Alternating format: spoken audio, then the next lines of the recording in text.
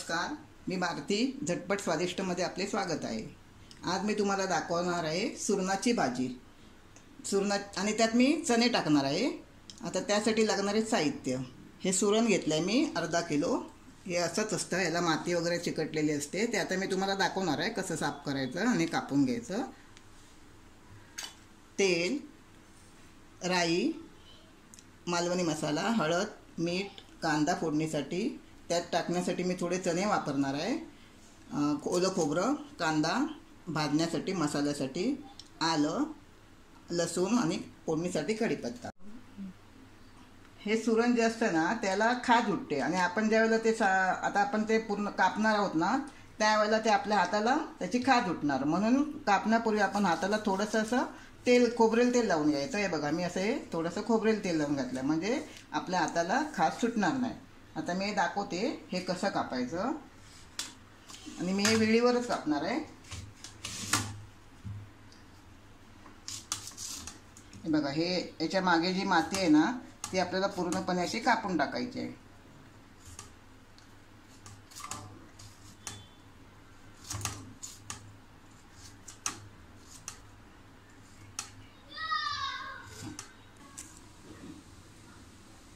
हे बघा, आता मी हे असं छानपैकी कापून घेतलं आहे। मगाशी तुम्हाला मी दाखवलं की कसं त्याच्यावरची माती काढायची आणि असे बटाट्यासारखे बारीक तुकडे करून घेतले आहेत आणि 3-4 पाण्यामध्ये स्वच्छ धुवून घेतले आहेत। यांना खूप खाज असते, तर थोडं सांभाळायचं। आपल्या हातावर असं वरच्या साईडला पण उडतं, त्यावेळेला खाज उठते, म्हणून मी तुम्हाला सांगितलं की चिरताना खोबरेल तेलाचा वापर करायचा। हाताला खोबरेल तेल लावून चिरायचं।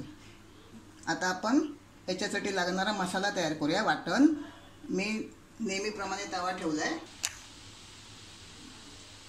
आता मी हा तवा तापत ठेवला होता, तवा माझा तापला आहे आणि मी नेहमीप्रमाणे माझं मालवणी वाटण आहे म्हणजे कांदा। मी एक कांदा घेतला आहे, त्याला आपण थोडं गुलाबीचा रंग येईपर्यंत भाजून घ्यायचं आहे।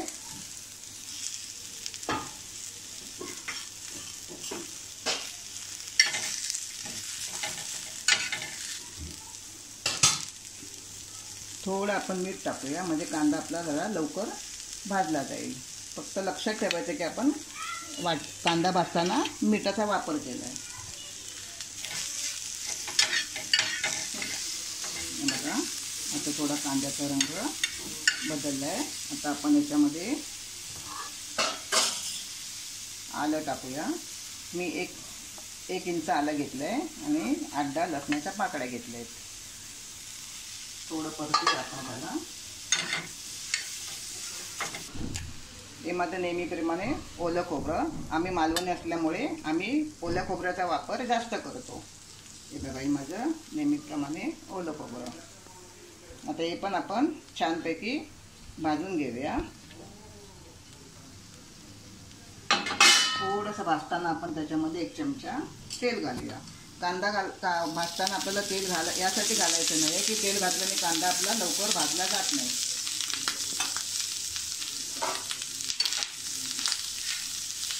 मध्य आचेवर थोडंसं आपल्याला याला भाजून घ्यायचं आहे, फास्ट गॅस करायचा नाही आहे।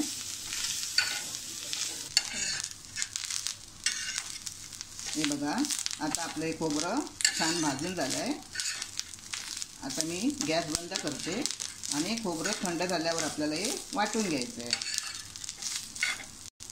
मी गॅस बंद केला आहे।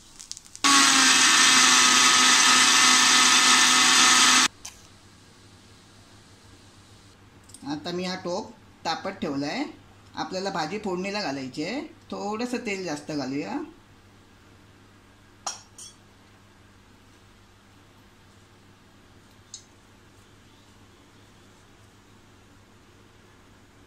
कढीपत्त्याची 8-10 पानं घातली आहेत मी।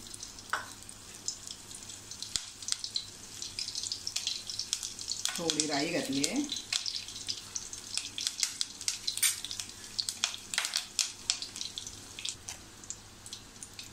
थोडासा कांदा घालायचा आहे।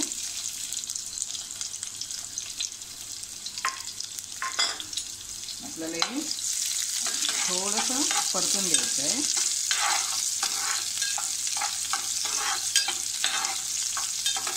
आपला कांद्याचा रंग थोडा बदलला आहे आणि मी गॅस बारीक केला आहे कारण मला मसाले टाकायचे आहेत।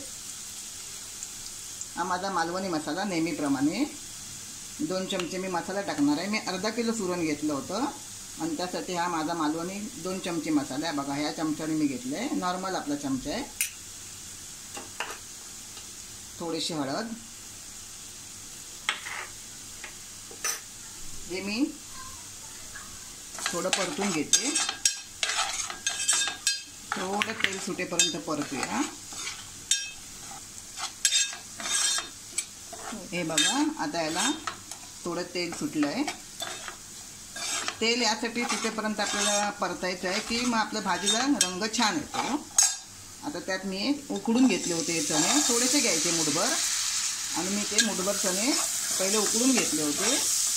काही टाकलं नव्हतं, मीठ वगैरे असे उकडून घेतलेले, कारण चणे आपल्या शरीराला खूप चांगले असतात ना, पौष्टिक असतात, म्हणून मी ते थोडे त्यात चणे टाकले.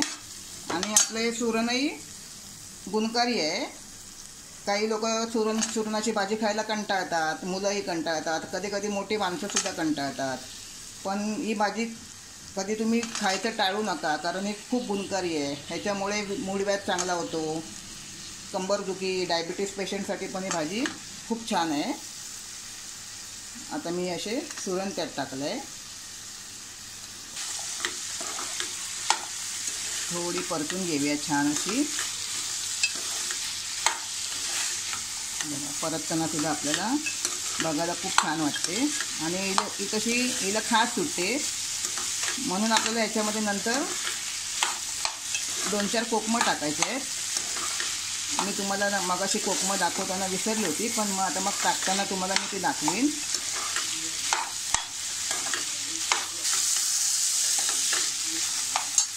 आता यात आपण थोडं पाणी टाकूया. अर्धा ग्लास पाणी टाकायचं आहे, कारण ही भाजी कशी वाफेवर नाही शिजत, कारण खूप वेळ लागतो या भाजीला थोडासा जर वाफेवर शिजवायला गेलं तर. म्हणून आपण ही अर्धा ग्लास पाणी टाकून तिला शिजवायची आहे.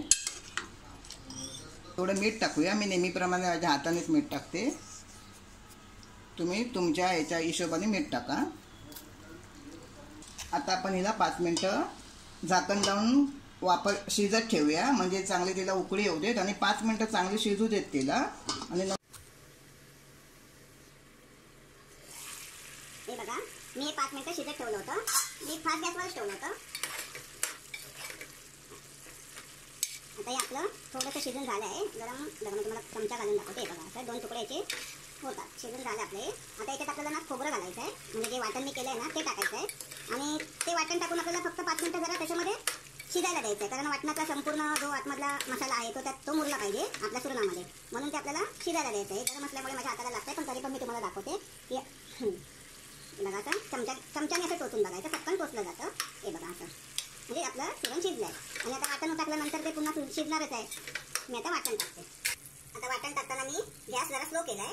आता मी हे मगाशी जे आपण कांदा, खोबरं, आलं लसूण, म्हणजे ओलं खोबरं, आलं लसूण जे वाटलं होतं ते आता आपण त्यात टाकूया. आणि आपल्याला छान ते ढवळून घ्यायचं आहे. गॅस मंदच आहे माझा. तर मी वाटण टाकलं आहे आणि आपल्याला फक्त 5 मिनटं ते आता शिजून घ्यायचं आहे. हे बघा आता ही आपली भाजी शिजली आहे छान. आपण मसाला टाकला होता तो छान त्यामध्ये मुरला आहे.